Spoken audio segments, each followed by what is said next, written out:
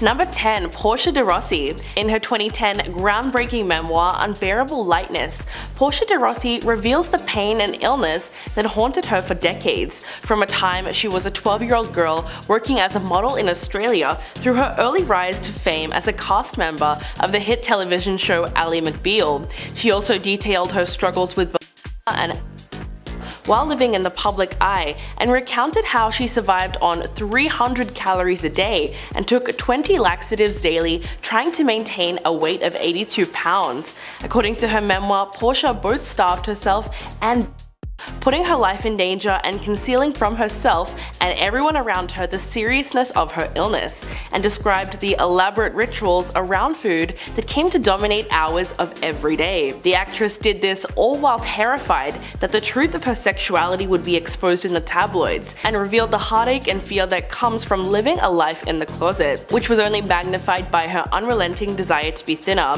more in control of her body, and the number of calories she consumed and spent. But it wasn't all bad. Portia also recounted how falling in love with Ellen DeGeneres helped her develop a healthy body image, embrace her sexual orientation, and gain inner peace. Number 9. Janice Dickinson. A strange encounter with Bill Cosby in 1982 was described in the 2002 memoir No Lifeguard on Duty by the self-anointed world's first supermodel Janice Dickinson. In her book, she reveals real moments that she experienced with Cosby and goes into great detail when it comes to taking back the narrative. Janice mentioned how Cosby allegedly answered his hotel room door in nothing but a towel and kissed her. He then took her to dinner and suggested that she follow him back upstairs. The memoir was pretty explosive at the time and would come back into relevance in 2018 when she chose to testify in court to Cosby's crimes. The comedian was once known to millions as America's Dad, famous for his clean brand of family comedy and his award-winning work with children's programming. So Janice's memoir really did help expose Cosby's double life, as eventually more than 50 women came out claiming that the star slipped them illicit substances and took advantage of them while they were unconscious. And in April of 2018, an 80-year-old Cosby was sentenced to 3 to 10 years in prison, although he would eventually be released in 2021. Number 8. Corey Feldman. In his deeply personal 2013 memoir, child star and teen heartthrob Corey Feldman exposes the darkness that loomed behind his rise to fame. Although he undoubtedly had a successful career, famous friendships, and high-profile relationships, Corey reveals a side to his star-studded life that no one knew about, and it's full of tragedy. He came from a broken family that he emancipated himself from at the age of 15. As a teenager, he suffered physical, emotional, and sexual violence. The Stand By Me star was also arrested and struggled with addiction throughout his time as a successful working actor. But most shockingly, Corey also implied that his close friend Corey Haim's lifelong battle with addiction was the result of being preyed upon by a powerful older man. Following the book's publication came rampant speculations about the identity of the offender, and it's something that readers still argue about to this day. His memoir, Choreography, weaves a heartbreaking story of pain and survival that reveals just how dark the industry can really be. Number 7. Holly Madison. Former Playboy bunny and Girls Next Door star Holly Madison dished on how oppressive life with Hugh Hefner really was in 2015's Down the Rabbit Hole. Madison described the many bizarre rules and rituals that Hefner imposed upon his girlfriends. For instance, that they needed to wear matching flannel pajamas, engage in group dressed in tiny skirts and bralettes, and had a daily curfew of 9 p.m. The memoir tells the story of Madison's time with Hefner from 2001 to 2008 and its aftermath. She goes into great detail about the reality of her life behind the cameras, how her depression in the Playboy mansion reached harrowing depths, yet she felt trapped there. She also opened up about her unwillingness to admit to anyone how sad she really was, and Hefner's emotional control over her. The book also explores her time on the reality show The Girls Next Door and the weirdness that was pop culture in the early 2000s. When speaking about her book, Holly said, quote, "I felt like I had something to say about being in the midst of that whole thing that was going on where Paris Hilton and Jessica Simpson and Kendra was so celebrated, and I was a part of it too, for being dumb on TV. Part of the reason I wanted to write the book was to show the other side of it," which goes to show you just how much of it was all for the cameras. Number 6. Shania Twain. The Grammy-winning country singer confronted her childhood demons when she wrote her 2011 memoir From This Moment On, describing how her stepfather Jerry Mary was physically, sexually, and verbally violent towards her and her mother Sharon. In a frank and often shocking autobiography, the singer reveals graphic and personal details about her rags to riches story and the price of ambition and success. Throughout her memoir, it also became clear that Shania experienced a harrowing degree of poverty and hunger. For instance, she claimed that sometimes there was only bread and mustard for her and her 4 siblings to eat, and they often wore plastic bread bags to cover their shoes to protect their feet during winter, and regularly went to school without lunch.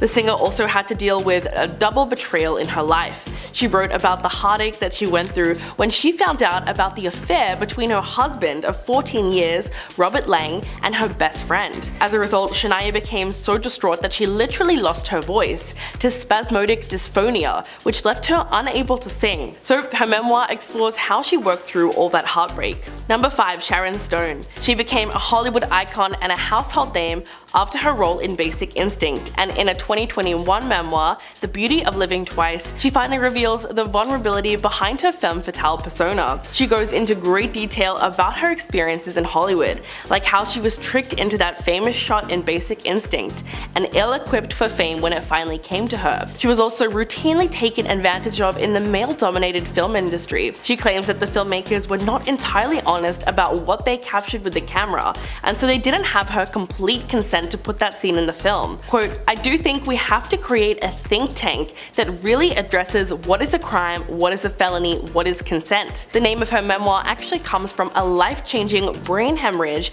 that she suffered in 2001 that almost killed her.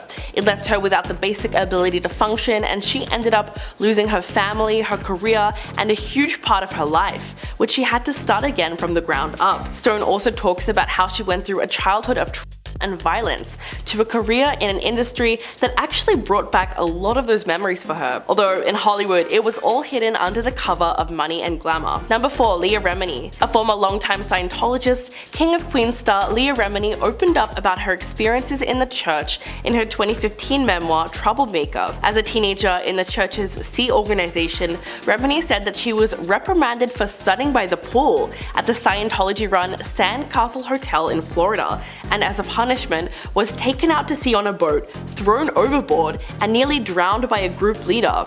Not only that, but she was also once fined $40,000 after confessing to stealing food from the headquarters 20 years earlier. In her memoir, Leah also made some shocking allegations about several well-known Hollywood celebrities. In fact, she recalled a time that her and her husband, Angelo, spent time at Tom Cruise's Beverly Hills mansion when he invited a group of well-known Scientologists and other celebrities, including the Smiths. She actually called Will and Jada Pinkett Smith famous friends of the church, and even mentioned the Scientology school that they opened, revealing that despite Jada's denial, she is indeed good friends with Tom Cruise and an active member of the controversial religion. Number 3. Jannette McCurdy. Described as both heartbreaking and hilarious, iCarly star Jannette McCurdy's bluntly titled memoir, I'm Glad My Mom Died, gives fans a glimpse into what really went on behind the cameras, something that up until now fans have only been able to speculate about. Jannette exposes her traumatic experiences on Nickelodeon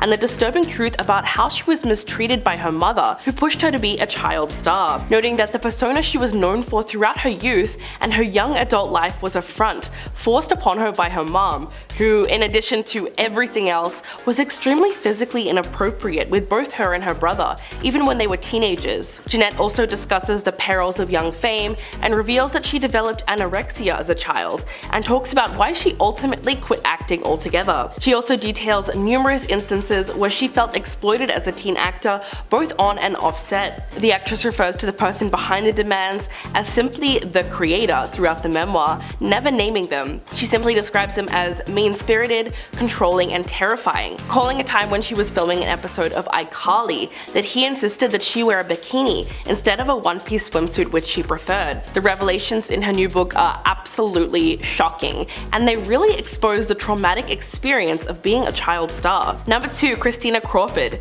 At the height of her fame in the 1940s, Joan Crawford had a considerable reputation to uphold.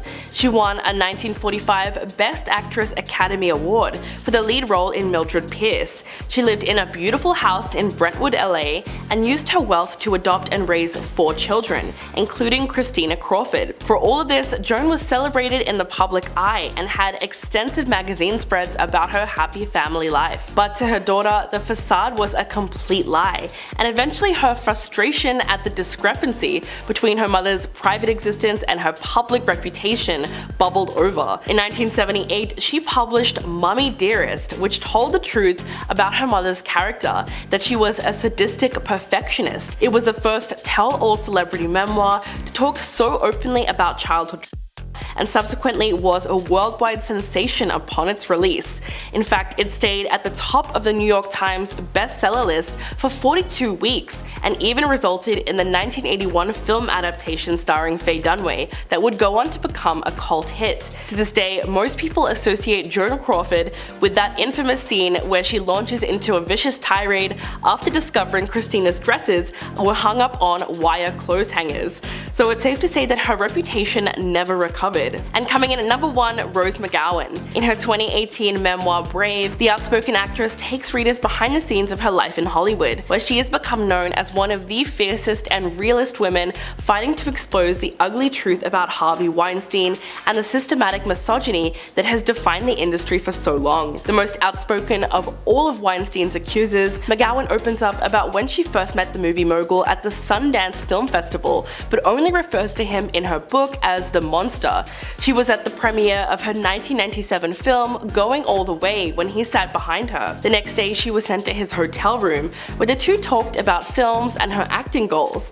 But as he walked her out, McGowan writes that he pushed her into his bathroom, forcibly backed her into the wall and ripped off her clothes. But most shockingly, after the incident, the actress was driven to a photo op with her Phantoms co-star Ben Affleck. When she told him what happened, he simply said, "Damn it, I told him to stop doing that." Her memoir couldn't be more relevant to current events, as to date, 84 women have come forward with allegations against Weinstein, and he is currently serving a prison sentence of 23 years. Number 10, Harry's misconduct. Back in 2005, Prince Harry attended a costume party dressed as a Nazi. This is a risky enough outfit for anyone, let alone a British royal. Of course, pictures from the party were leaked to the press, who plastered it all over their front pages. Harry, who was 20 years old at the time, really should have known better, but he still made a public apology from his royal offices, which read, "Prince Harry has apologized for any offense or embarrassment he has caused. He realizes it was a poor choice of costume." But the papers held on to the story for quite some time, and it caused widespread outrage worldwide. Then 4 years later, in 2009,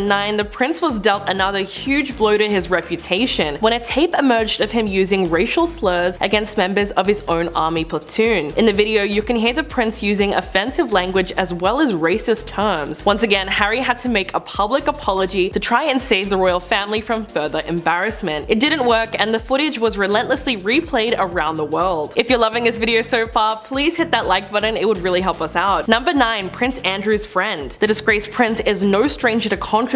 In 2011, it emerged that he was good friends with convicted sex offender and American financier Jeffrey Epstein. He was married to Sarah Ferguson, who came forward confirming their friendship and revealed that her ex-husband had asked Epstein to clear some of her debts. Although he later reported that he had cut all ties with Epstein, Buckingham Palace came under new pressure to explain their relationship with the American in 2015. The royal family has since tried to distance themselves from Andrew when his disturbing ties became public, and there was a civil case brought against him. Not long after that, it was announced that he would be stripped of his military titles and royal patronages and would no longer be allowed to use the title His Royal Highness in any official capacity. The trouble is that no one really knows the full extent of Andrew's involvement with Epstein, but the public mood still seems so set against him that he will likely not be able to return to public life for quite some time. Number 8, The Hidden Cousins. In 2011, an explosive documentary was released called The Queen's Hidden Cousins, which revealed a scandal that has avoided the public eye for decades. In the 1940s, mental illness was not understood as much as it is today, and so the royal family viewed it as an embarrassment when two of the Queen's first cousins, Nerissa and Catherine Bowles-Lyon, were born with severe learning difficulties. Born in 1919 and 1926 respectively, Nerissa and Catherine were never able to be a part of the royal family. Instead, they were incarcerated in a mental institution in 1941 and remained in care there for the rest of their lives. In the documentary, nurses who oversaw them categorically categorically stated that no members of the family ever came to visit the two sisters, who were unable to articulate speech but apparently had a great spirit about them. When the story of the sisters' existence was published in 1987, a scandal instantly erupted when it emerged that the royal family had apparently erased two of its members from their lives entirely. Number 7. Diana's biography. It's no secret that Prince Charles and Diana had a terrible marriage, but unlike many royals, Diana was vocal about her private affairs. We know that she felt like a total outsider within the royal family and felt like a prisoner trapped in a loveless marriage. In Diana's biography, she recounted a desperate time when she felt truly shut out by her husband. Quote,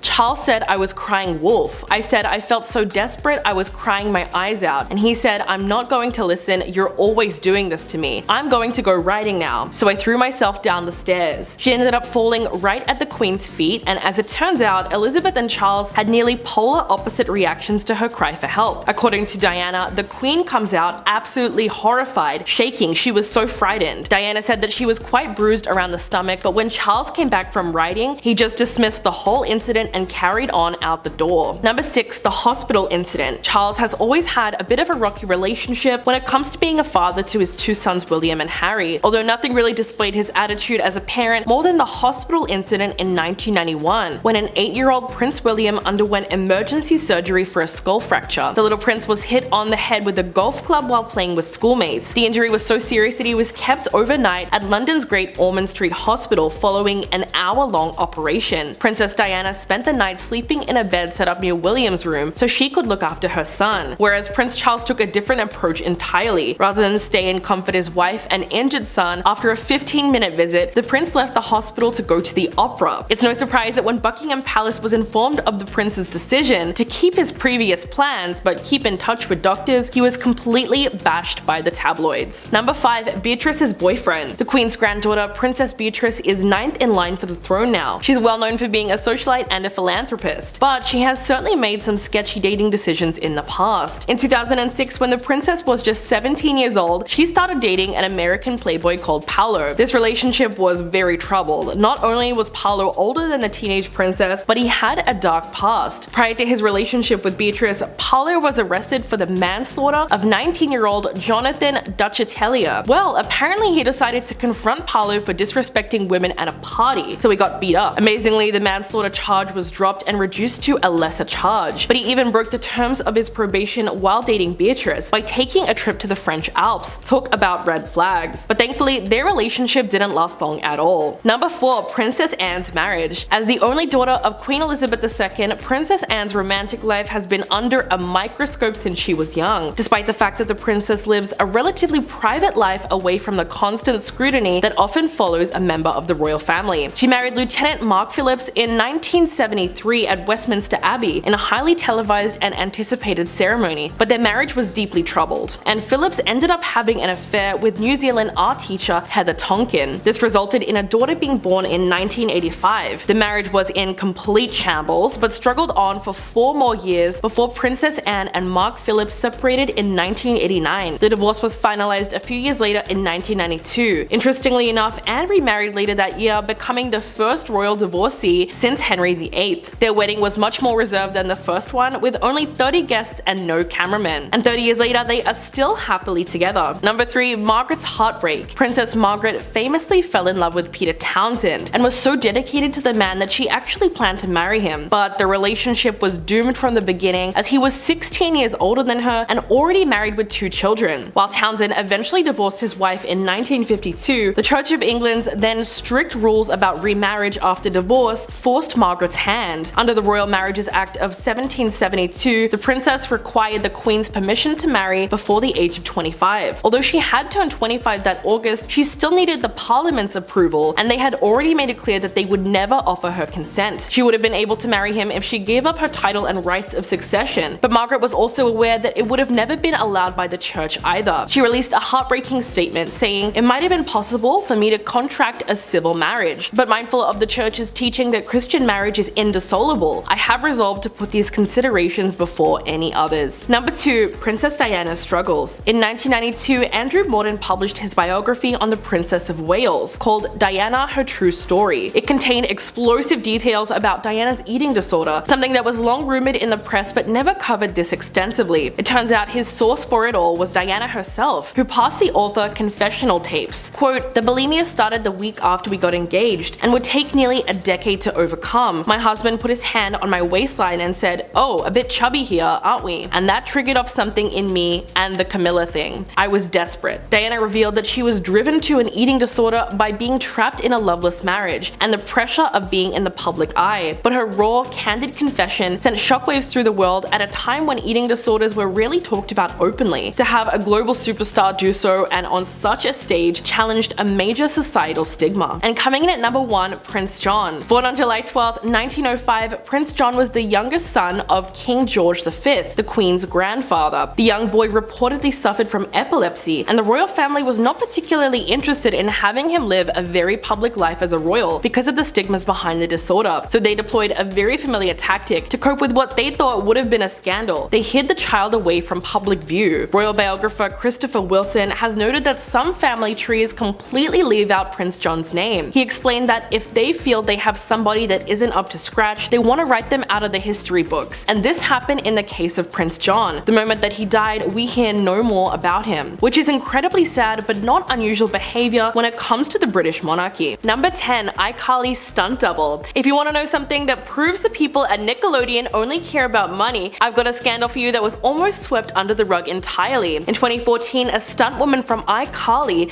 claimed that the production ruined her career by recklessly dropping her from far too high above the ground, causing some really gruesome injuries. In a stunt gone wrong, Katina Waters was supposed to be dropped slowly down from the ceiling for an episode of iCarly in 2011. She was supposed to be slowly lowered to the ground while still attached to a wire. Instead, she claims that the person operating the descender machine dropped her without warning and she crashed to the floor. The medical consequences of the incident were pretty horrific. It caused severe injuries to her leg, including fractured bones and torn ligaments. But the long-term effects on her health were even worse for her career.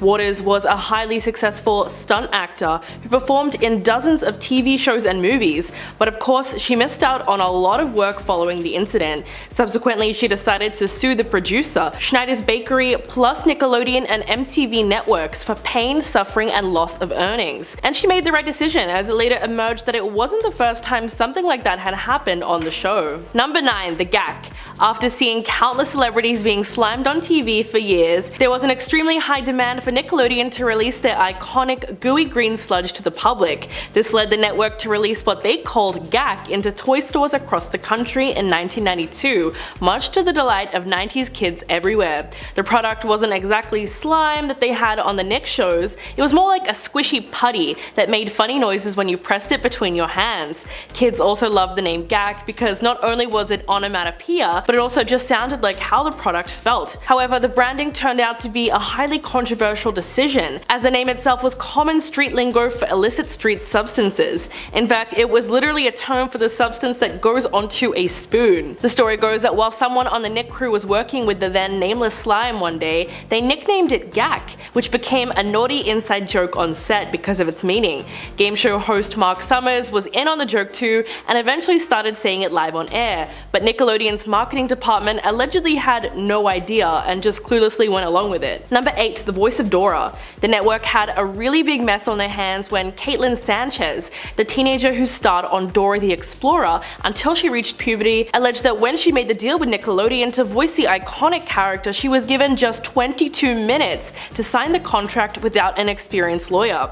The young star did so under duress, with the alleged promise that she'd receive residuals for her work, plus money from merchandising. This was in 2007, years before Dora the Explorer was established as an $11 billion global brand. So in 2010, Caitlin sued Nickelodeon and MTV networks for making her sign what she believed was a terrible contract that conned her out of millions, specifically citing unpaid work hours, as well as being paid only $40 for promotional appearances.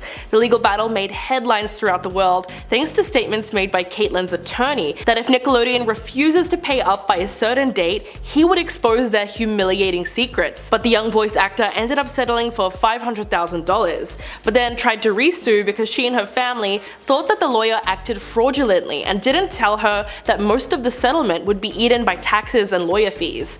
But to fans, the whole settlement just proved that the network certainly had something to hide. Number 7, Chris Savino. Savino. Once it was exposed, the massive scandal that was a PR nightmare for Nickelodeon was akin to the network's own version of Harvey Weinstein. In 2017, Nick was forced to fire one of its most prominent showrunners, Chris Savino, over allegations made by at least a dozen women. Savino, who has been in the business since the early 90s, previously worked on such animated shows as Dexter's Laboratory and the Powerpuff Girls, and was the creator of Nick's second highest rated kids show at the time, Loud House, which centers on a boy's life while dealing with a house full of sisters. According to Cartoon Brew, as many as 12 women came forward to accuse Savino of predatory behavior, including unwanted sexual advances and threats of blacklisting after the relationships with co-workers had ended. What's even more disturbing is that the site said that the reports date back at least a decade. One woman said that she didn't accept an offer to work at Nickelodeon simply because Savino worked there.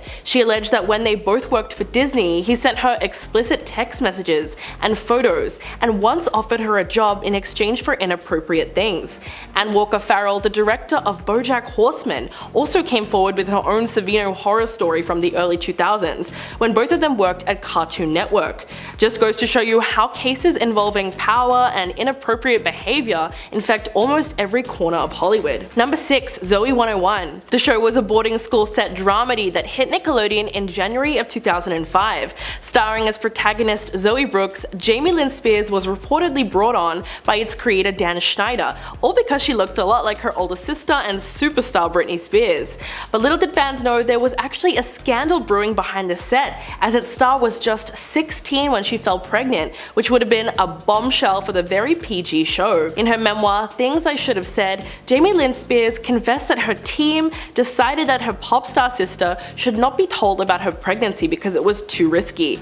Quote, "The entire Spears team was already caught up in my sister's PR difficulties, and everyone around me just wanted to make this issue disappear." From there, her family and management pulled her out of school until they could figure out what to do next, and even took away her phone for fear that the news would get out. As a result, the actress said that even her father stopped talking to her. But once the news was released, Nickelodeon immediately released a statement saying, "We respect Jamie Lynn's decision to take responsibility in this sensitive and personal situation."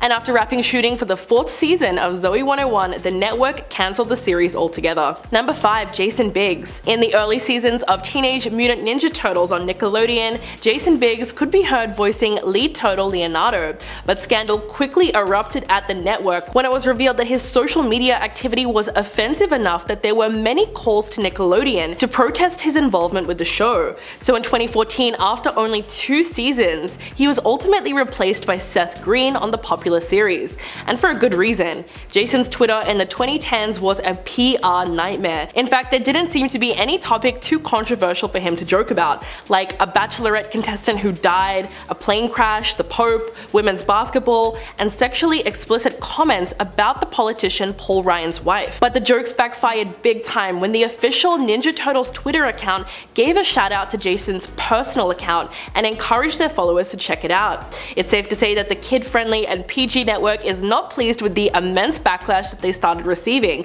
from parenting groups and conservative bloggers, eventually leading them to release a statement apologizing, while Fox News host Megyn Kelly called the American Pie actor a disgusting pig and called for him to be fired. Ultimately, the network responded to the pressure and gave Jason the boot. Number 4. Angelique Bates. The actress who was one of the original cast members on Nick's sketch comedy show All That exposed the reality behind the cameras when she spoke to the Shade Room in 2016. Angelique explains some of the horror she endured, such as physical, emotional, and mental mistreatment from her mother in front of producers who not only turned the other cheek, but strongly urged her to just accept the violence and remain silent. She said that she was only 12 years old when the nightmare began, and that the producers and cast members could hear her yelling, but nothing was done to help her. According to Angelique, Child Protective Services did eventually show up in 1996, but she said that the adults on set pressured her to stay silent. Possibly in an attempt to muddy the waters or save her own skin, Angelique's mother, Dee Bates, came forward in support of her daughter, although she tried to shift the blame onto the network. Whatever the case with her mother's questionable side of the story, the former child star also explained that she was pretty much released from her contract at age 15 and claimed that she was blackballed by the entertainment industry as a result. But to this day, Nickelodeon have never come forward with an official response to the accusations. Number 3. Victorious. Canadian actor Evan Jogia had his breakthrough role playing Beck Oliver in Victorious, but after Jannette McCurdy's bombshell allegations regarding Dan Schneider, fans really started to question whether or not he had the same experience. In a recent TikTok video, Evan admitted that he did not actually remember filming the series at all, because he was blackout drunk almost every night. Quote, "When you don't remember a single plotline to a single Victorious episode, but you do remember going out partying every night."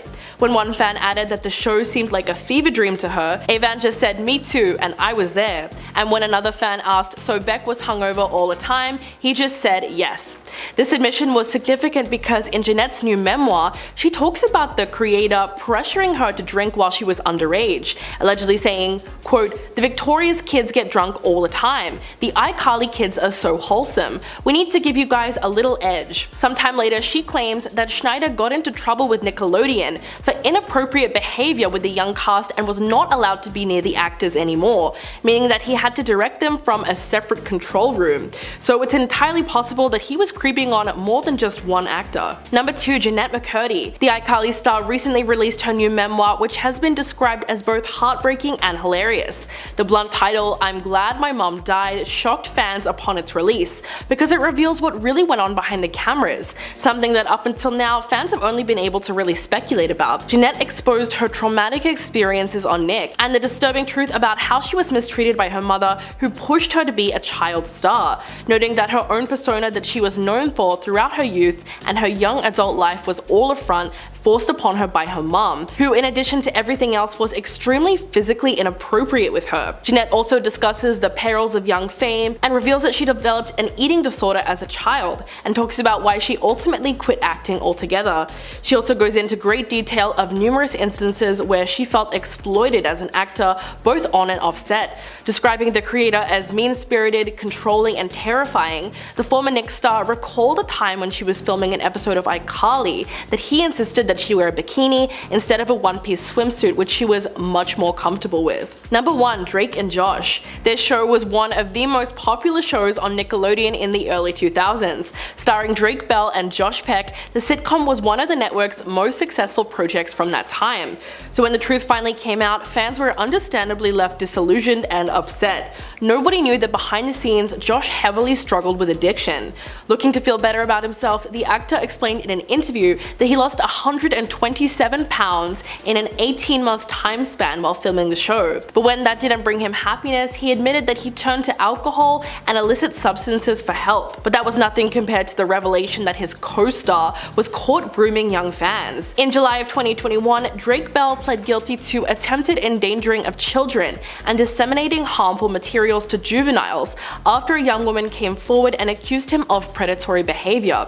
The 19-year-old, who chose to remain anonymous, claimed that he began talking to her when she was 12. The actor managed to get away with 2 years on probation and 200 hours of community service. But at 36 years old, Drake Bell's reputation is now irreparably tarnished. At number 10 today, we have Silenced by the Royal Family. In an interview with Oprah in 2021, Meghan would tell Oprah that she was silenced by the royal family. When Meghan started seeing Prince Harry and the world came to know about their relationship, Meghan was given wise advice to handle the gossip in the tabloid reports. The advice would be very clear and direct from the moment the world knew about Harry and Meghan and they were dating. She was always forced to tell the press that she had no comments to what was going on. Meghan couldn't even tell her friends or her parents. Meghan had to do everything the royal family told her to because it was put into a lens that if she did what they told her to do, they would protect her. However, Meghan would learn that after she finally married Harry that everything would start to crumble as she would not be protected. However, she still continued to lie to protect the other members of the royal family. Even though they weren't willing to tell the truth to protect Meghan and Harry, now Meghan did not say who was lying or what the royal family was lying about, but she would state that the only thing she regretted was being silenced by the family, as she believed that they would protect her. She did what they said, and she believed them when she shouldn't have. At number 9, Kate Middleton. Coming from different backgrounds, it pretty much came inedible that these two would not be long-lost friends, with several reports initially stating that Meghan was the one who made Kate cry over a flower girl dress Meghan Meghan wanted Princess Charlotte to wear, Meghan would come out to say that it was actually the other way around. Meghan would note that it was a really hard week considering it was a wedding and Kate was really upset about something. However, Kate would then own up to her mistakes and she would bring Meghan flowers and a note to apologize. Now, Meghan didn't disclose many details about the rift with her sister-in-law. However, she did confirm that the disagreement was indeed about the flower girl dress. Meghan went on to note that the whole incident made her cry and that it really hurt her feelings, with many publications making Meghan look like the instigator of the altercation. Kate would be painted as a victim in the situation, and Meghan would then find the narrative actually quite shocking because that wouldn't be the story,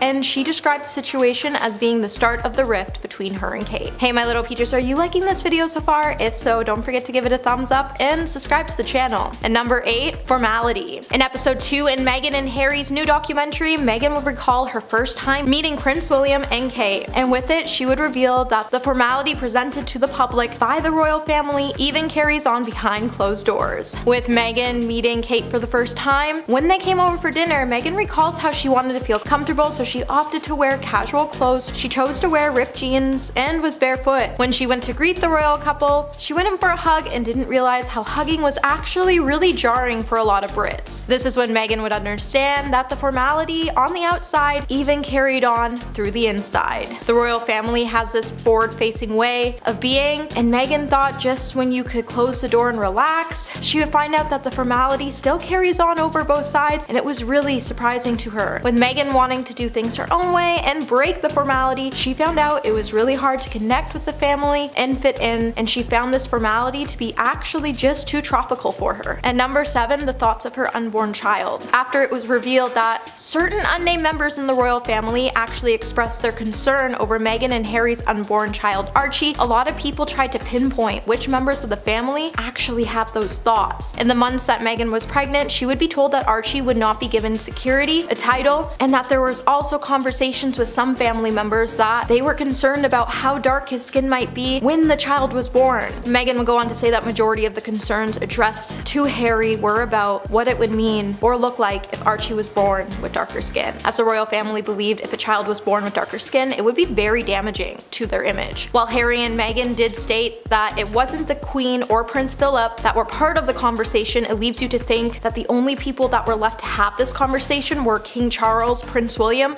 and their wives. No matter who started the conversations or the claims, it's pretty serious, and it's actually really concerning that the people who came into power and who will be entering into power very soon could actually have had such hurtful conversations about an unborn child. And number 6, had to quit. After months of speculation from royal watchers, Meghan and Harry would announce their plans to step back from the royal roles as senior royals. When the couple finally had enough of being scrutinized by the press and the royal family, they would finally say enough is enough, and they would enter into several weeks of negotiations for their exit as senior and working members of the royal family. However, the couple felt extremely trapped with being in the royal family. Harry would even go on to say, no matter who you are in the royal family, no matter what's going on in your personal life, no matter what's happened, if the bike rolls up and the car rolls out, you gotta get dressed, you gotta get in there, wipe the tears away, shake it off, and be on your A game. With racism being the largest reason to why the couple stepped down from their duties and left the UK, in their documentary the couple would state that there was a lot of misinformation about them and why they had to quit their royal obligations, and the biggest reason is because Meghan needed protection. And while the couple has gone on to say that the institution knows the full truth, the media knows the full truth, anybody in their situation would have done the same thing. And number 5, handing over passports. During an interview with CBS, Meghan would tell Oprah that she experienced a lot after marrying Harry, and it really made her mental health deteriorate. Throughout Meghan's and Harry's relationship, they were highly criticized by the British tabloids. Meghan would reveal that she was once approached by members of the royal family about getting Meghan help, but she felt like she couldn't do it within the castle walls. After marrying Harry, Meghan would have to hand over her keys, passport, and driver's license, as the palace attempted to make her trapped inside Kensington Palace and making it so she couldn't leave to get help on her own. When Oprah asked if she was considering checking herself into a mental facility, Meghan would explain no because she was asking the royal family if she could do it. Meghan would then say she just couldn't go by herself, as when she joined the family, she wouldn't see her passport, driver's license, and keys until her and Harry decided to leave. She was trapped in the palace and couldn't get the help she needed, and the palace staff denied her the help she needed. Meghan would even find herself reaching out to one of Princess Diana's best friends, as she felt like she was the only one who could understand her situation. And number 4, secret secret ceremony.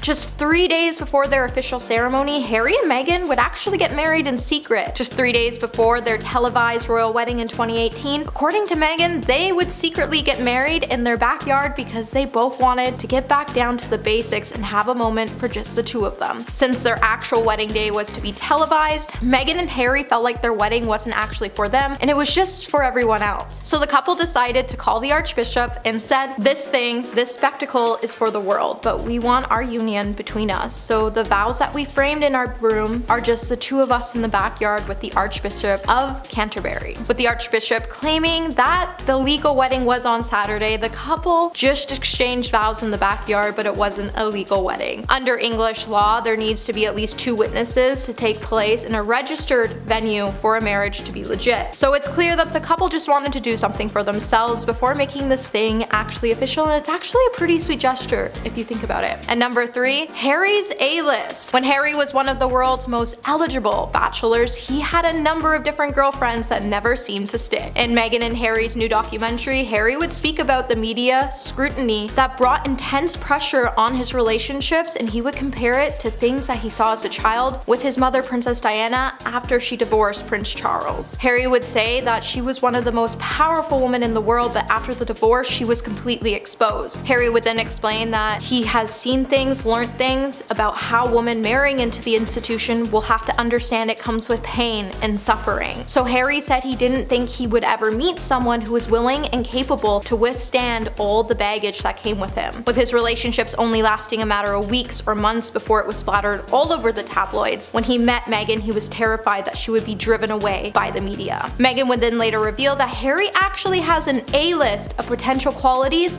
he would want and need in a future partner. With Harry refusing to reveal any of his list, he would go on to say that Meghan was the list, as she was a needle in a haystack. She was someone who not only shared his values of service, but she also had experience with being in the public eye. And number 2, secret stay at the palace. When Meghan and Harry first started seeing each other, they wanted to keep their relationship a secret for as long as possible so they could get to know each other without the media intruding. With Meghan describing their long distance relationship as exciting, relaxed, and easy, she knew that if she wanted this to last, she would have to do something. So she decided to implement this 2-week rule, which pretty much meant that they both had to see each other in person every 2 weeks. Now, to fly under the radar, it was somehow much easier for Meghan, who was living in Canada at the time, to fly to London to visit Harry in secret. So every 2 weeks, if both couples could manage, they would visit, and Meghan would fly to London to stay with Harry at Kensington Palace, so they could get to know each other without anyone taking photographs and it becoming news. However, it was a risk to get Meghan into the palace, as getting her through the police barrier into Kensington Palace is a risk itself because you never know who you could trust. So Meghan and Harry had to become really sneaky just to get her into the castle walls. The pair would also do this for 4 months before their news of being together officially broke in November of 2016. And at number 1 today, we have Meghan's career. When news first broke that the Suits actor Meghan Markle was dating Britain's most eligible royal, the headlines would respond with racism, with headlines joking about Meghan being straight out of Compton or that her mother lived in the slums. It became a huge factor to why Meghan and Harry wanted to leave the royal family. With the royal family believing that Meghan's career being a sticking point in the beginning, they were incredibly impressed that Harry could land such a beautiful woman. The fact that he was dating an American actress, on the other hand, definitely clouded their judgment more than anything else. And in the beginning, as the family would say, oh, she's an American actress, this won't last, with Meghan adding that her being an actress was the biggest problem. She would say that there is an idea in the UK that causes them to typecast anyone from Hollywood. Although we all know that race would become the bigger issue on why they chose to opt out of the royal family, it's clear that the royal family definitely didn't trust Meghan because of her career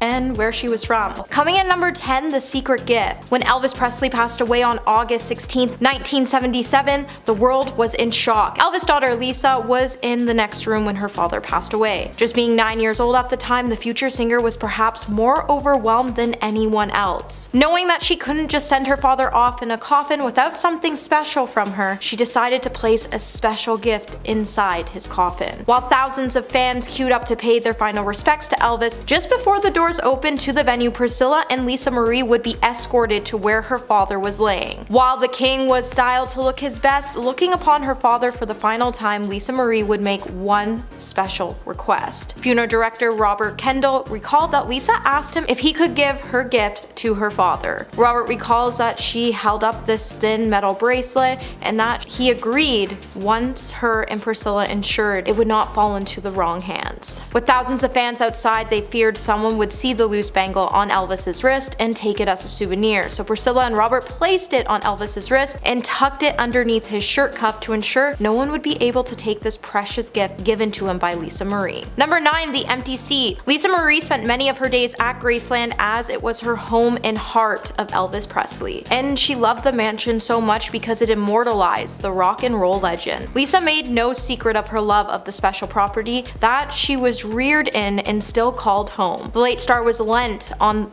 the mountain of memories from her childhood to keep the Presley family traditions alive, and that's why she still visited the luxury property regularly to do things Elvis and her used to do. After being open to the public in 1982 and becoming the second most visited private house in America, it became hard for so many to believe that the inner workings of the house still functioned, but Lisa Marie ran a tight ship after inheriting her father's estate. While the kitchen appliances were said to still work, they would be turned off for fire safety, and when Lisa Marie and her family were there, the staff would fire them up so the family could have dinner in the mansion. When the tours wrapped up, Lisa Marie and her loved ones could clamor around the huge dining table for family dinners, and they would occasionally leave an empty seat on the end in honor of Elvis. It was almost like she hoped her dad would walk in through the doors and take a seat at the table. But Lisa Marie's favorite excuse to get together was the Thanksgiving holiday, so she could be with her nearest and dearest father. Hey my little peaches, are you liking this video so far? If so, don't forget to give it a thumbs up and subscribe to the channel. Coming in at number 8, we have the upstairs room. For millions of fans who flock each year to Elvis Presley's Graceland estate, the home has become a place where they can truly get close to the king of rock and roll. However, Graceland was also a private home for Lisa Marie and her extended family. This is why the upstairs rooms remained off limits to tours of the house, which began in 1983. Lisa Marie will also admit that the upstairs rooms has this creepy shrine to a bygone era when her father was still alive. While all the rooms remained the same as Elvis had left them, Lisa would show off the upstairs rooms, including Graceland's secret room that holds a treasure trove of items. And the location of this exact room still remains a secret to the public. Behind the door that's marked employees only lies a room that no Graceland guest can visit. While the room is so secret, when Oprah's camera crew was allowed to tour the estate, they would have to turn off the camera until they were inside so no one would know the exact location. Inside the room lies treasures that have never been seen by the public. The room was made to be earthquake-proof, fire-proof, and tornado-proof. Items in the room include checks signed by the king of rock and roll, a majority of Elvis's costumes, and cabinets that housed over 60,000 photographs. Number 7. Struggles. Nearly 5 months after her passing, Lisa Marie Presley shared an essay she wrote about navigating grief following the heartbreaking passing of her son, Benjamin. Sources close to the star would exclusively tell the US Sun that the musician was leading a reclusive life and was struggling in the wake of her son's passing. Lisa struggled to find respite from the pain of losing Benjamin, and she found it really difficult to cope with, and this is why she barely left the house for months after his passing. While Lisa Marie looked for various ways to help her manage her feelings of grief and loss, she even started to go in and out of the Church of Scientology for many years as she was trying to find herself a new purpose. In spite of this, those close to her had concerns, and one insider even confessed that Lisa had been struggling so much over the years and living in her dad's shadow.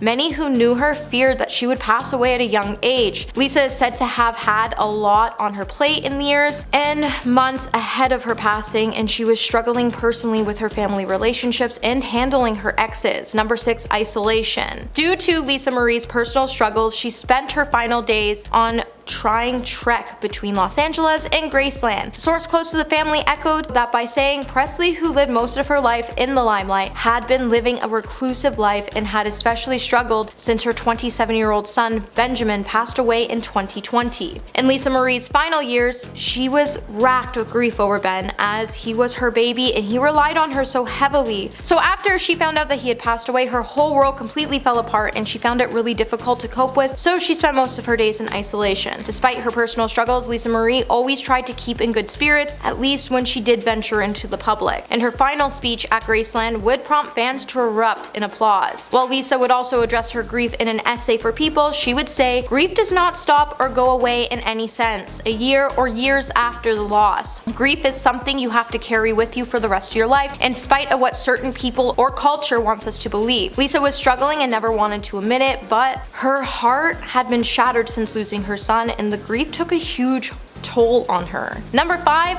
Priscilla Presley. Lisa Marie had mended her relationship with her mom Priscilla Presley after her son's devastating passing despite years of prior estrangement. It's said that Lisa Marie had a really rocky relationship with Priscilla due to her troubles and breakdown of her marriage to Michael Lockwood, but they became close again after Ben's passing, and Priscilla supported her as much as she could. During Lisa Marie's divorce with Lockwood, Priscilla chose to stand by him, which caused a lot of friction between the mother and daughter duo. During this time, Priscilla was only able to find comfort from her friends as the relationship between her and Lisa fell apart, and she was at loss over what to do at the time. While Lisa filed for divorce in 2016 and claimed she found images of younger people on Michael's computer during the divorce after losing her husband and mother, Lisa would turn to substances to numb the pain. While Michael denied the allegations, it would lead to a messy court and custody battle, and while Lisa needed her mom the most, she knew that her mom was on her ex-husband's side and that she couldn't turn to her for help. With only Lisa knowing what was truly on that computer, she never really detailed the things she actually found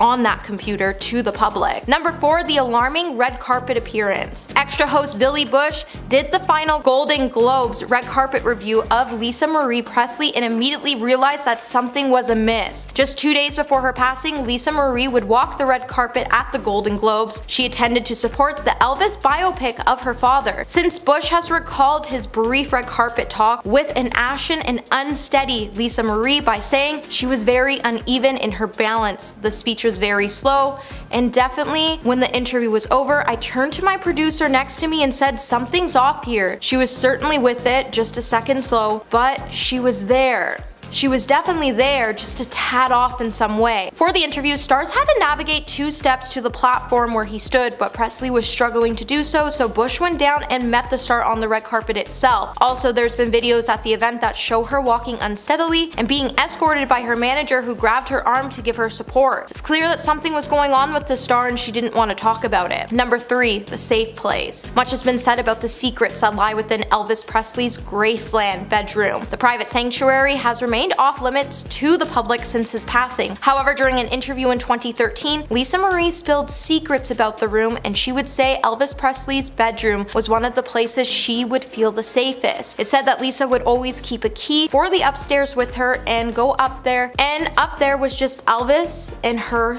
bedroom. While the rooms are said to be a sanctuary, she always felt like she could shut the door and feel the safest and calmest. This is why she kept the area the same as Elvis has left it. The area still having a lot of Elvis's flair for the flamboyant and reflected the decorating taste of the 1970s. The king of rock and roll, only child admitted, "Oh, it's showy. It's got a long shag carpet, a black bed, and red walls, gold, everything here and there." Number 2, the friendship with the Duchess of York. Sarah Ferguson, Duchess of York, penned a touching tribute to Lisa Marie Presley after the singer passed away on Thursday, revealing their surprising friendship. Sarah would say, "I say hello to you every day, and I love you, my sissy, and I will continue to say hello to you every day. You were my sissy, an amazing mother to Ben, Riley, Harper, and Finley, and a superbly loving daughter to Priscilla. You have been my devoted friend for many years, and I am here for your family to support and love them. I am deeply saddened, my sissy. You are in my heart." A close friend to Prince Andrew's ex-wife told Page 6 that the two women originally met when Lisa was living in Sussex, England with her ex-husband Michael Lockwood back in 2010. Apparently they hit it off straight away, and that they just seemed to understand each other. Over the years, the pair became quite close and kept in touch when Lisa moved back to the States. Lisa was always really supportive of the Duchess and when she was going through tough times, and Lisa even offered her refuge in Hawaii to weather out the storm. The Duchess was never able to forget that, and Lisa even went out of her way to support her friend, and that the two actually really bonded as sisters. And coming at number 1 today, we have The Secret Job. Although Lisa was a singer and songwriter that spent most of her life in her home country of America, the daughter of Elvis also called Sussex home for a while. While she also laddered herself a very different type of job when compared to her usual career, as she was actually working in a fish and chip van in the village despite owning a 15th century grade 2 listed country mansion. It appears that Lisa wanted to get stuck in with the village life and thought the best way she could do that was to serve the locals. The van was apparently owned by local pub owners Kim and Justin Scales, and it was a job that Lisa reportedly loved doing. Back in 2012, Kim would say that the singer could not wait to don an apron and serve people, and she found it really amusing when people did not know it was her. Although being the daughter of one of the most iconic singers in the world, Lisa wanted to be fully integrated in the life in Sussex Village, and she really enjoyed her shifts. Coming at number 10, we have William attacks Harry. Prince Harry has said that he saw red mist in his brother Prince William's eyes when his older sibling allegedly attacked him during a confrontation over the younger Duke's relationship with Meghan Markle. With this being one of several revelations the Duke has made in his new book Spare, Harry would allege that the Prince of Wales grabbed him by his collar before ripping his necklace and knocking him to the ground. This would happen after William had called the American actress difficult, rude, and abrasive. While Harry has explained that the incident happened all so fast, the incident would cause Harry to land on a dog bowl that would crack under his back, and pieces of the bowl would then cut into Harry in the process. With Harry lying on the floor for a moment, feeling dazed, he then got up onto his feet and told his brother to get out. The incident is said to have taken place at Nottingham Cottage back in 2019 when Harry was living there, and it started when William arrived to complain about Meghan. And now it's starting to make a whole lot of sense on why Meghan and Harry skipped out on spending Christmas with the royal family that year. Coming at number 9, we have Diana hid for years.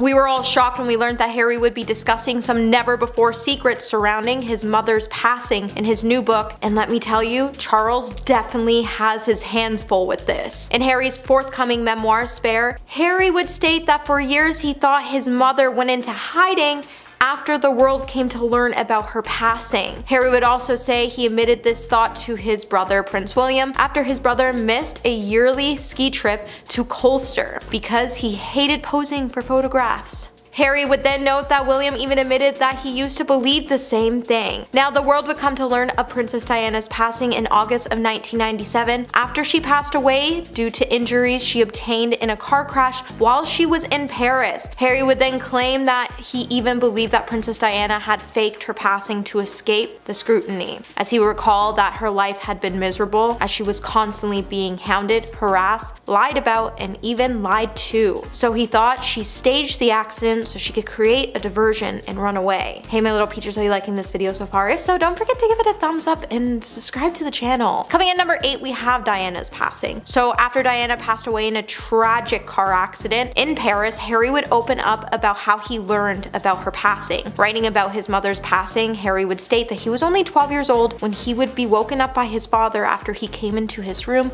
and sat on Harry's bed while putting a hand on his knee. According to the Duke, Charles then said, "My dear son, Mom has been in a car accident. There have been complications. Mom has been seriously injured and has been taken to hospital. My dear son."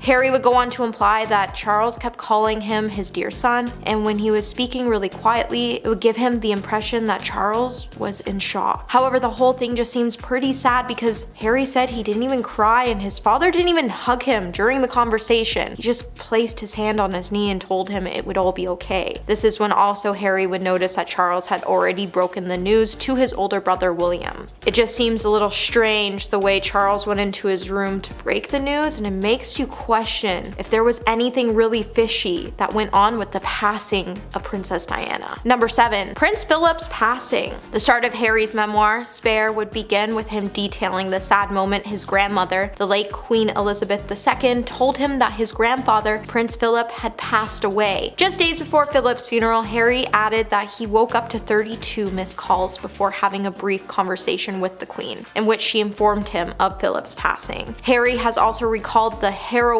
conversation in which the late monarch said, "Harry, grandfather has passed away." Prince Harry has also described the moment he was told of Prince Philip's passing and how he turned up to Frogmore Gardens in Windsor after Prince Philip's funeral. He would also state it was at this moment alone he would reflect on how sad it was. Frogmore Cottage was to be his and Meghan's home for life before they left royal duties behind. Harry was among 30 attendees at Prince Philip's funeral service in Windsor in April of 2021, as the lockdown restrictions at the time meant a strict limit on the number of people that were allowed to attend. Number 6. William and Kate approved the Halloween costume. Another royal bombshell moment Harry exposed in his memoir is that Prince William and Princess Kate were actually the ones who encouraged him to wear the infamous German uniform he donned at a 2005 costume party for Halloween. Harry recalled the decision to wear the uniform was the biggest mistake of his life in his 2022 Netflix docuseries, Harry and Meghan. When Harry recalled picking up the offensive grab in his upcoming memoir, Spare, he would say, "I went up and down rows, sifting through racks, seeing nothing I liked. With time running out, I narrowed my options to tow a British pilot's uniform and a sand-colored German uniform with an armband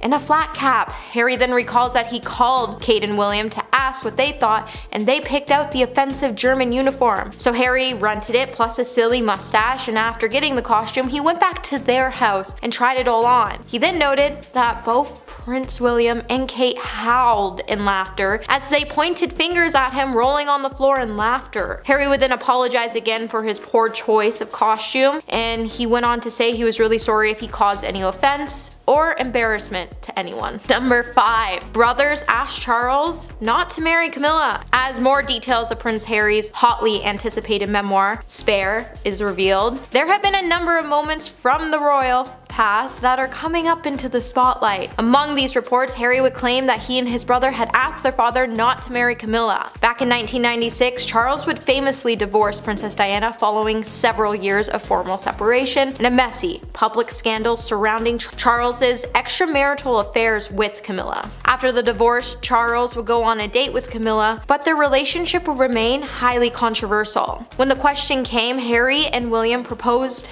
to the king that they would welcome Camilla into the family, and the only thing they asked in return was that he never married her. Harry would say that the brother said, "You don't need to get married again." Harry would also share his first impressions of his stepmother, the Duke, and he described her as being calm or bored, and he even expressed his concerns that she would be an evil stepmother, but then he concluded that she wasn't. For years there has been speculations as to how William and Harry may have felt about their stepmother. Now we're finally starting to hear the details, and I wonder how Charles now feels that Camilla knows that his kids told him not to marry her. Number 4. Substance abuse. In one candid moment in Harry's memoir, he would claim that he took some substances and that a journalist even threatened to publish a photo of him using the substance. Being 17 at the time, the prince would recall that he was offered the substance during a hunting weekend, but after taking it, he didn't really find it much fun. Harry would say, "It wasn't much fun, and it didn't make me feel particularly happy the way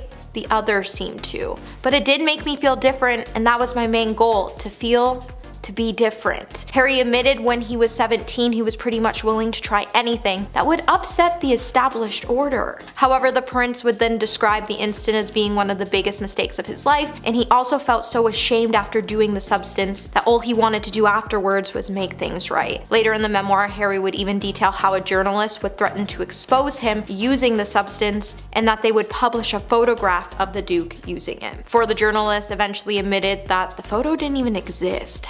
Number 3. Camilla leaks stories. Prince Harry has accused Queen Consort Camilla of engaging in a campaign to get closer to the crown by marrying Prince Charles. Alongside this, Harry has also accused her of leaking stories to the press about Harry and their first meeting. Harry has also alleged that Camilla sacrificed him to improve her own public image. In his book, Harry would claim that Camilla campaigned for her marriage to Charles in 2005 so that she could potentially become queen. And while Harry and William wanted to promise their father they would welcome her into the family, Charles would not respond to their request that he would never marry her. In one of the most explosive extracts of the book, Harry would go on to accuse his stepmother and Angela Kelly of leaking stories to the press that included details of the hunting trip he went on in Germany, where he got exposed to those substances. Harry also revealed that it was only when he got the backing from William is when his father took things seriously and finally confronted her on it. But to sell stories to the press about your own stepson in order to save your own reputation is kind of just sad and petty, and it makes you just shake your head knowing that Charles would even want to marry a woman like that. And he should have never left Diana.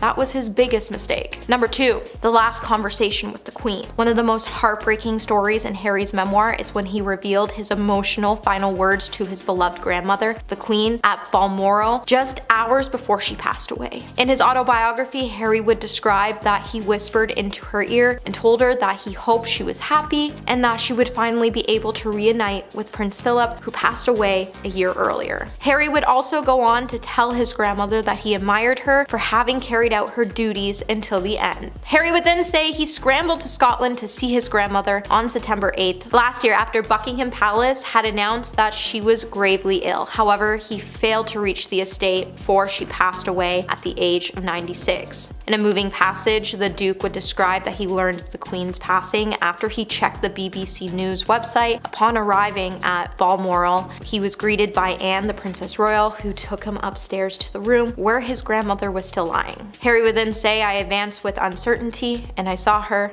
I stayed still watching her carefully for a good while." And that's when he whispered in her ear. And while Harry's last words to the Queen definitely made majority of us cry, it proves that even after everything, his heart remained pure, and he would always serve even if he wasn't a part of the royal family any longer. Coming at number 1 today, we have Prince William, the arch nemesis. Now, we all knew the rift between Harry and William was pretty bad, and I don't think any of us really realized how bad the rift between the two brothers really was. As siblings fight, that's natural. But to claim your sibling as your enemy is something you only really see in Disney movies. In Harry's memoir, Harry would refer to Prince William as his beloved brother and arch nemesis. When questioned about the quote in a clip from an interview with Good Morning America with anchor Michael Strahan, Harry would hold nothing back. In the interview, when the quote came up, Harry would explain that there was always going to be competition between the two brothers. Harry would then go on to explain the strong words he had by saying, "I think it really plays into or was played by heir." He went on to refer to Prince William's role as future king while he moved down the line of succession as Prince William and Kate had children. While Harry never wanted things to get to where they are today, all he wants at the end of the day is a family and not an institution. Coming at number 10, we have her rocky relationship with Lisa Marie Presley. While the world has begun reeling in the aftermath of Lisa Marie Presley's tragic passing, many have begun to ask questions about her family life. In particular, it seems like people are increasingly curious about what her relationship with Priscilla Presley was like. While the two were thick as thieves before Lisa's passing, the two faced their fair share of ups and downs. It's said that Lisa Marie had a very rocky relationship with Priscilla due to her troubles and breakdown of her relationship with Michael Lockwood. The pair was sadly only able to repair their relationship after Lisa Marie's son passed away on July 12, 2020. But before, it seems like Lisa Marie's estrangement to her mother would come when she decided to divorce Michael Lockwood, and her mother, Priscilla, actually chose to stand by him even after Lisa Marie claimed to have found illegal videos and photos of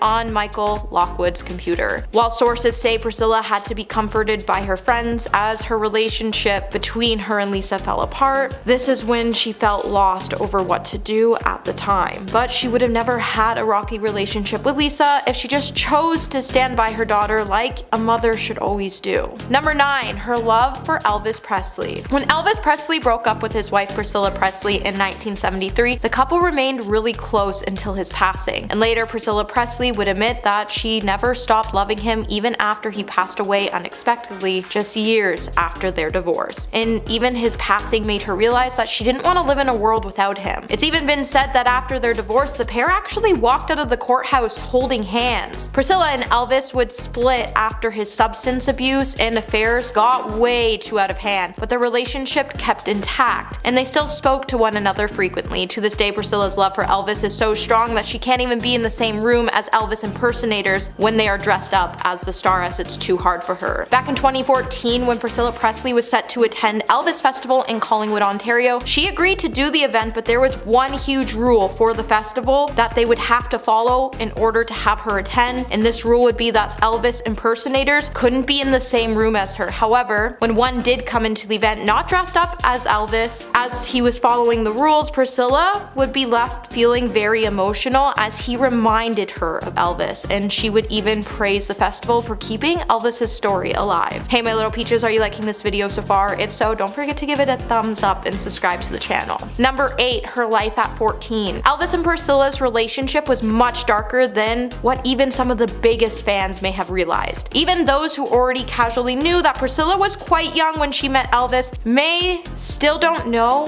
what the pair's relationship was like when they began their courtship. Priscilla was only 14 years old and Elvis was 24, and the details of their courtship may not be front of mind. Written in Priscilla Presley's own words for People in 1985, the specific story on how the king of rock and roll met and wooed his only wife may be hard for some fans to stomach. Priscilla and Elvis met back in 1959 when her family settled in a small town in Germany, and Priscilla was invited to a party by a family friend. It would be at this party she would meet Elvis and tell him that she was in the 9th grade. It would be at this moment that he would tell her she was just a baby. However, a few nights later, he would tell Priscilla that he wanted to be alone with her and asked her to come to his bedroom. While the two would spend the night together, they would end up seeing each other for months, and they would continue to spend every night together, which proved to be too much for the student as her grades would start to slip. While Priscilla claimed that they never made love, her parents became very confused and bewildered about her relationship with Elvis, and it took a lot for them to prove that it was proper and platonic. At number 7, experimenting with substances. After Priscilla met Elvis when he was stationed in Germany on military service, she described how they had a very passionate relationship, so when he was discharged and set to return home, Priscilla did everything she could to persuade her parents to let her go to America. Her parents would then only agree when she agreed that she would live in a separate property and go to school. While Priscilla did go to school, she spent all of her free time day and night at Graceland. In a powerful interview with Barbara Walters in 1985, Priscilla would recall the intense and strange world she lived in with Elvis as a young teenager. Priscilla would stay up late every night, and every morning Priscilla would get up for high school, and then when she arrived home in the afternoon, she would crawl back in bed with Elvis. Eventually, after Priscilla's grades started to slip, she had to start taking sleeping medication to help her sleep. Priscilla felt like she had to make things work with Elvis because she was scared that if she didn't do it, another woman would, and she wanted to be the one. She would even bring up a horrifying moment when Elvis gave her 2 strong medications to help her sleep, and that even when she was unconscious, Elvis didn't call a doctor because he didn't realize that she's never taken them before and gave her too much of a strong dose, even after she was passed out for 2 days. As Elvis's behavior became more extreme, the couple would spend days in bed. Number 6, homewrecker. Since Elvis was 24 years old and a famous worldwide performer, it's probably not too much of a surprise that Elvis was in a relationship with someone else when he met Priscilla. Before there was Priscilla, Elvis was actually dating actress Anita Wood, who he began dating in 1957, and the relationship was actually pretty serious. When Anita did an interview with the Daily Express, she would say he swore he loved me, how we would get married, how there was no one else, how I need to stay true to him and remain and wait for him, how he was afraid I would not. Anita would also say that she wasn't allowed to visit Elvis while he was in Germany, and that the two were still together when Elvis returned to the United States in 1960. By then, Anita already started to hear the rumors about Priscilla and that Elvis was constantly telling her that it was nothing to be worried about. Anita would then eventually confront Elvis about the nature of his relationship with Priscilla, and the singer asked her to keep Priscilla a secret because he believed he would get in a lot of trouble over his relationship with the young girl. While Anita would go on to date Presley for 2 more years, he would have Priscilla flown out to the States and he would begin dating both women. When Anita found out that Elvis was having a hard time making up his mind about the 2 women, Anita would overhear the conversation Elvis was having with his father, and she would make the decision to leave the star. Number 5. Living doll. When Elvis Presley started dating Priscilla Presley when she was just 14 years old, as the relationship started to grow, the king of rock and roll would start to dictate how she had to dress and told her that she didn't need an education. While Priscilla did everything she could to be with Elvis, she felt like she was his living doll while she was living with him in Graceland, away from her family. While Priscilla went on to lose her identity throughout the relationship with Elvis, she would also lose her individuality. Later in life, Priscilla would call herself Elvis's doll, his own living doll to fashion as he pleased. In an interview was expressed, she would also state that Elvis frowned upon chip nail polish and patterned dresses, and he insisted that Priscilla would look better with long hair and that she needed to apply more makeup around the eyes to make them stand out, as her eyes were too plain naturally, and that he liked a lot of makeup as it defined her features. Elvis would also go on to teach her how to walk, how to dress, how to apply makeup, wear her hair, how to behave, and how to return his love in his way. Number 4. Strict mother. Before Lisa Marie Presley passed away, she would admit that as a parent, her father, Elvis Presley, was a lot of fun. However, she has also spoken out about the worries concerning her famous father. Mainly that as a child, she felt like she needed to protect him and keep him safe. Priscilla Presley previously has also admitted that when it came to parenting, Lisa Marie, she was often put in the role of being the one who had to set the rules. While Priscilla sat down with an interview with The Guardian, she would say, "I was the disciplinarian, and there were times Lisa didn't like it, but you can't live life without boundaries. I was very subtle and very calm, and she knows this now." Priscilla would also add in the interview that Lisa Marie was only 4 years old when her parents divorced, so she would have to work hard to ensure that her daughter understood that everyone could still get along. Number 3. The affair. It's clear that Elvis and Priscilla's marriage wasn't all glitter and gold. While it's said that Elvis had multiple affairs that put a major strain on his relationship with Priscilla behind the scenes, Priscilla also had an affair when she was still married to Elvis. While the age difference and controlling nature of their relationship took a